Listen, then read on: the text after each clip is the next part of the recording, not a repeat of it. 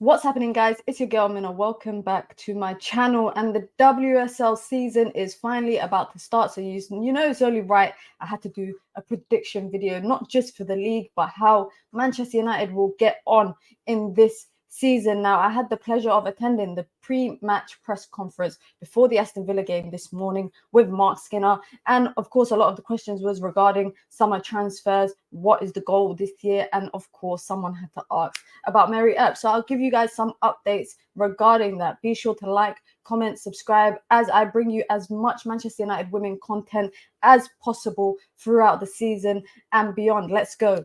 Now, starting with the pre-match press conference this morning with Mark Skinner, he did address the summer transfers and why it took so long.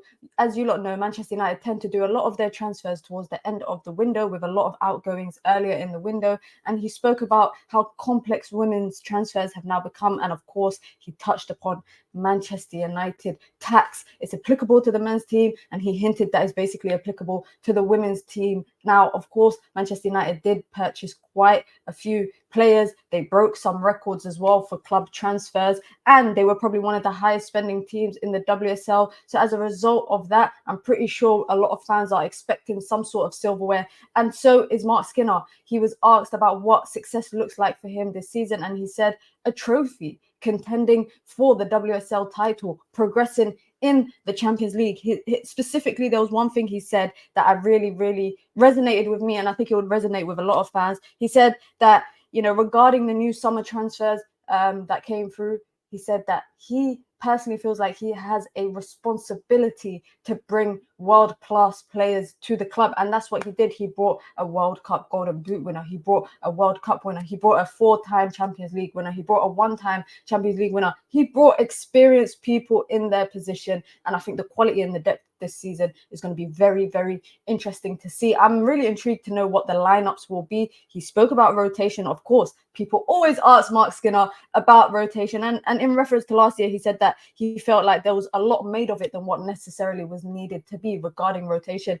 In my personal opinion, I just think that Manchester United were lucky with fitness, so the need to rotate wasn't really a necessity, and I think that was quite telling last season. They had the similar starting 11, same back line as well, when you've got arguably one of the best right backs last season, the best goalkeeper, an upcoming centre back. There's not really much need to rotate. However, this season it'll be different because of the extent of games that we will be playing, as well as, of course, all the international breaks. Now, there's a lot of international breaks. There was one just this week, and unfortunately, very unfortunate, 17-year-old Manchester United women's player Emma Watson tore her ACL. So it's probably expected that she'll be out for the majority of the season. I'd be shocked to see her coming back anytime soon. And he spoke about that. He referenced about, what's the need for these international breaks, especially having so many. And he also referenced the fact that Manchester United, when in their pre-season camp, players had about 6 days after the World Cup final. This is in particular in reference to the Lionesses. They had 6 days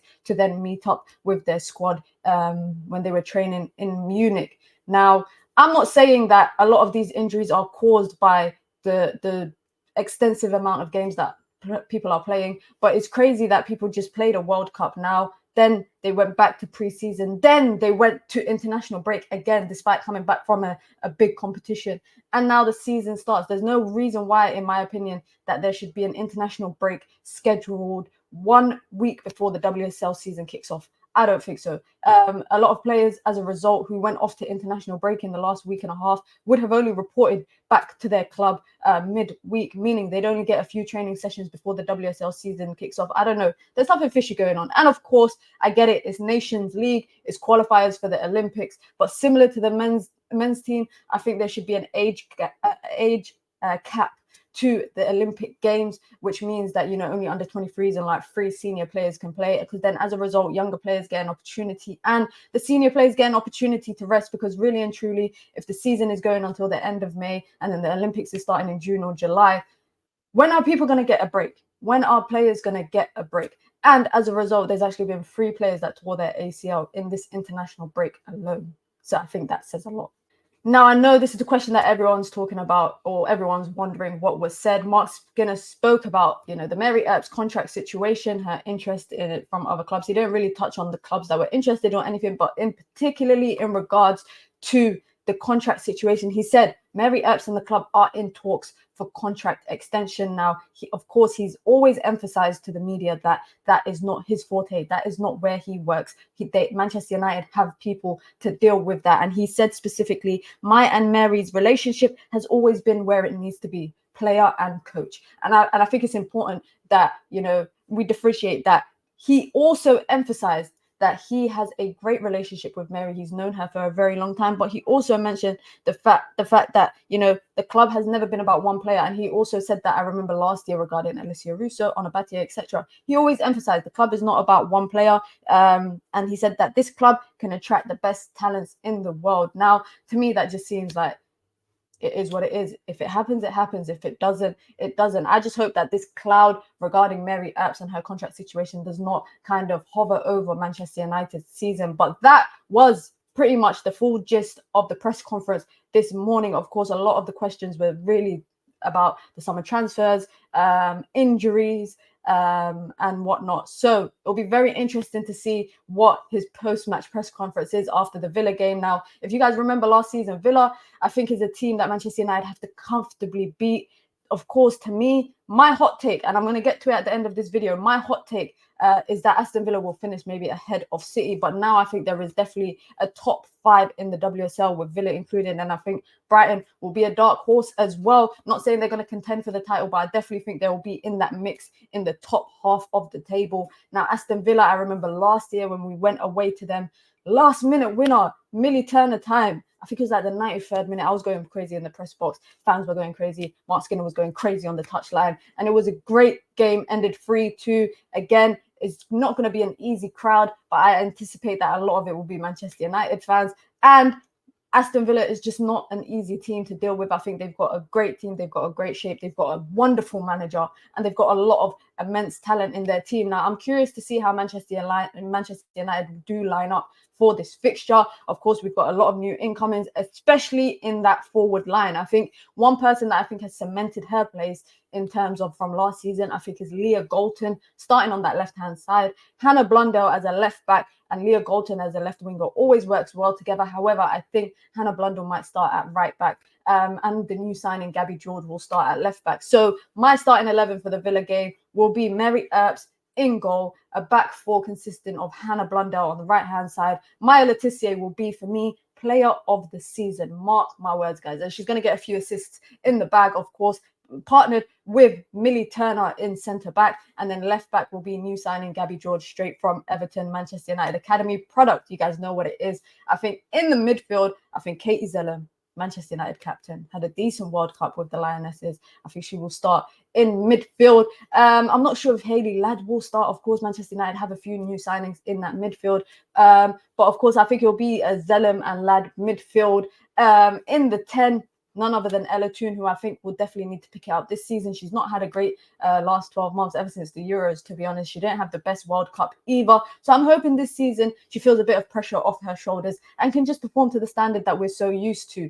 On the left-hand side, I think it'll be Leah Galton, super Leah Galton. And on the right-hand side, I'm a bit torn, but I think it might be Nikita Paris starting there. And up top, I think it will be Jace, Brazilian forward that we've signed. Of course, we've got Mallard that can come on. We've got Miyazawa as well. I think we'll see a lot of changes throughout the season in that front line. I don't think anyone's place is cemented, but I do feel like our best front line could be a Mallard up top, Jace on the right, and Leah Galton on the left. Miyazawa could even play in that 10 a lot more forward, but I'm not sure what that would mean for Ella Toon if she'd have to play a lot deeper. But that's my starting 11, of course, for Sunday. Predictions regarding the season. Manchester United need to win something. When they've spent so much money, Manchester United have spent the most money in the WSL window this year. Of course, put your money where your mouth is. Put your mouth where your money is. Whatever the saying is, put your money where your mouth is. They have done that. And of course, when I spoke to Mark Skinner at the end of the FA Cup final defeat, he did say they would go out and spend, and they've kept their word. Manchester United have to win some silverware, whether it's the FA Cup, Conti Cup, League title, or even Champions League. we can dream there. We can dream. However, I do think Manchester United do need to progress in the Champions League. They've got 2 legs against Paris Saint-Germain. First leg will be in a week and a bit, and then the following one is away. If you lot ain't got your tickets, be sure. I think it will be a great night at LSV. Champions League football is a wonderful, wonderful thing. I think, and I don't know what it is, something is telling me Manchester United are going to challenge for the title this year, and the title is going to go down to the last day. And who are we playing on the last day? We are playing Chelsea. We are playing Chelsea. I think the title is going to even go down. It's going to go down by 1 point. Someone's going to win it by 1 point, or someone's going to win it by goal difference. That's my hot take. That's my hot take. Let me know below in the chat, in the comments, sorry, what you guys think are the predictions for Manchester United this season. How well do you expect them to perform? What are the standards you expect? Mark Skinner, of course, got a contract extension last year, so I think it's time that he wins some silverware. He's got his squad now. The club have invested, have put their money where their mouth is, and have backed the manager, and they've brought in the signings they need. Of course, didn't keep the players that they wanted in Onabatie, Alicia Russo, etc. But they went out to replace Alicia Russo, and I think Onabatie is irreplaceable in my opinion. But let me know below in the comments what you guys think your predictions are for the season. This weekend, of course, Manchester United opening fixture versus Aston Villa, 12:30 p.m. kickoff UK time. If you're not attending the game and you live in the UK, you can watch it on BBC Two, and most other WSL games throughout the year will also be covered on Sky Sports. Be sure to like, comment, subscribe, and like I said, guys, drop it in the comments below what you guys think the predictions are for this season. Now, if I speak about the league as a whole, like I said, it's going to be Chelsea or United, in my opinion, that win it. I think Villa and Brighton will be dark horses in terms of being up there in the top half. I don't think City will do as great as they have in the past. And I think Arsenal will just be Arsenal. They will be in the mix. I think they will be in the mix for the FA Cup. They'll be in the mix for the Conti Cup. Of course, they have to now progress through the group stages of the Conti Cup and the FA Cup. Not being in the Champions League, allows them to focus on the league and all the other domestic cups. Now, top goal scorer in the league, I don't know why. I'm not sure. I don't know. It's telling me it's going to be Khadija Shaw. Khadija Shaw of Manchester City will be top goal scorer. I think most improved. I know there's no really trophies for these, but I'm saying I think Maya Letitia for me will be Manchester United's player of the season. She'll be the defensive rock. I think Manchester United will have a lot of clean sheets throughout the season. I think defensively they will be in shape, and I think Maya Letitia will have a lot of assists in the bag as well. But talking about Manchester United specifically, I think Man United's top goal scorer will be Jace. I think a lot of other players will be chiming in here and there with goals. Miyazawa, Mallard, Leah Galton, of course, Nikita Paris, Lucia Garcia, who we all know can get on the score sheet. So I think it'll be an even distribution across that front line, but I think Jace will be the top goal scorer. I think she's bagging 20 goals all competitions. That might be either me being a bit too optimistic, or maybe I'm not being optimistic enough. I'm not too sure. I think Mark Skinner is really, really keen, from what I heard this morning in the press conference, to win something, some sort of trophy. And I think this might be the season, man. Let me know, guys, in the comments what you guys think. Be sure to like, comment, subscribe, and drop your predictions below. Make sure you lot stop by for the Vibe Along 12:20 live stream is set up. You lot can watch the game whilst I watch it too, and we can just chit chat about the season. Make sure you like, comment, subscribe. You lot know what it is. WSL season is here, baby. You can find a lot of content here on my channel. Until next time, guys, it's your girl Mina. Peace.